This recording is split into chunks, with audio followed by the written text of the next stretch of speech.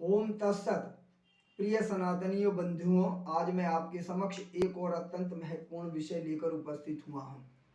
जैसा कि आर्य समाजियों में एक ब्रह्म वाक्य है जो दयानंद जी के द्वारा कहा गया है कि वेद सब सत्य विद्याओं का पुस्तक है।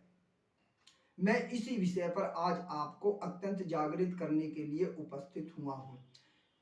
प्रथम दृष्टि में जब हम देखते हैं कि तो हमें लगता है कि दयानंद जी ने यह बड़ा ही महत्वपूर्ण वाक्य कहा है, किंतु वास्तव में ऐसा है नहीं।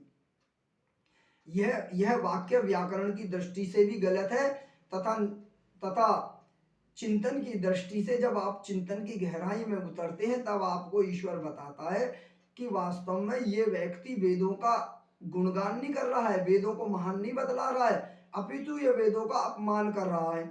क्योंकि वाक्य को जरा ध्यान से पढ़ो, वेद सब सत्य विद्याओं का पुस्तक है।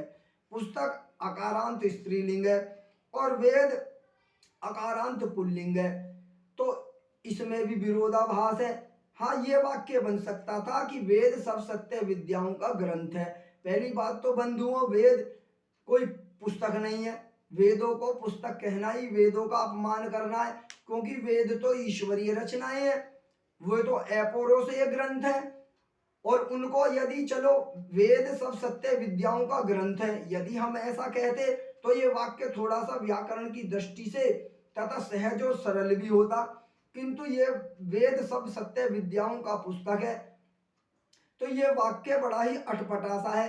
तथा वेद वेद तो प्राचीन काल से ही संतों ऋषियों मुनियों के द्वारा एक अपने शिष्य को दिए जाते रहे, इसलिए उनको श्रुति भी कहा गया, क्योंकि जो सुनकर याद करे जाते थे तो कंठस्थ किए जाते थे।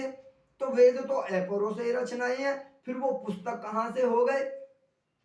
तो इसलिए वेद सब सत्य विद्याओं का ग्रंथ पुस्तक है, ऐसा कहना गलत है। ये तो वेदों का अपमान है।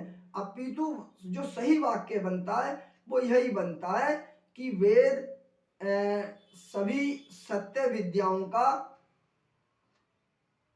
ईश्वरीय विद्याओं का, सनातन विद्याओं का अपौरुषेय शास्त्र है। यह सबसे बढ़िया वाक्य बनता है। नमस्कार।